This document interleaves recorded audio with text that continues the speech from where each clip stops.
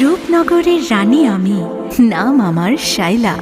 মজনু আমার হাজার হাজার, আমি তো নই কারো লায়লা।